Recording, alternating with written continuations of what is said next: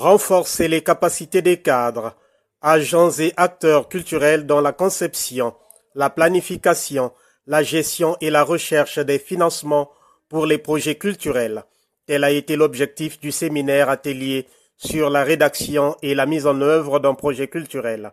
Ce séminaire atelier organisé sur fonds propres par la direction départementale du patrimoine et des archives du Niari vient à point nommé pour permettre au Niari en général et à Dolisie en particulier de se mettre au diapason de Brazzaville et Pointe-Noire qui chaque année organisent des événements d'envergure, a dit en substance Sir Camille Alandi Emenga, secrétaire général du Niari à l'ouverture.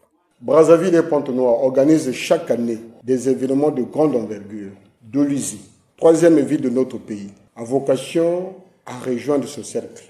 Appuyé sur la loi 9 portant orientation de la politique culturelle nationale, nous disposons du cadre juridique nécessaire. Il nous reste à forger les compétences et la volonté d'agir. C'est le sens profond de notre présence ici aujourd'hui. Ainsi, 2 jours durant, du 17 au 18 juin 2026, dans l'une des salles de réunion de l'hôtel de la préfecture du Niari, sous la conduite de Jean-Jacques Mbungu, directeur départemental du patrimoine et des archives du Niari, les participants ont planché sur Atelier numéro 1, création d'un festival des arts et des lettres animé par Henri Yolo Makita, directeur départemental des arts et des lettres du Niari. Atelier numéro 2, création d'une bibliothèque départementale à Dolisie, animé par Madame Mayanit Ne Masangami Inès, directrice départementale du livre et de la lecture publique du Niari. Atelier numéro 3, organisation d'un salon de l'artisanat à Dolisie, animé par Madame Matsumbu Butoto Clarisse, directrice départementale de l'artisanat du Niari. Atelier numéro 4, projet de plantation de la culture des lianes au Niari, animé par Vénard Miamouna Benabio, chef de service machinisme à la direction départementale de l'agriculture du Niari. Atelier numéro 5, valorisation d'un site du patrimoine, cas de la piste des caravanes à Dolisie, animé par M. Miti Massa, directeur départemental du tourisme et de l'hôtellerie du Niari.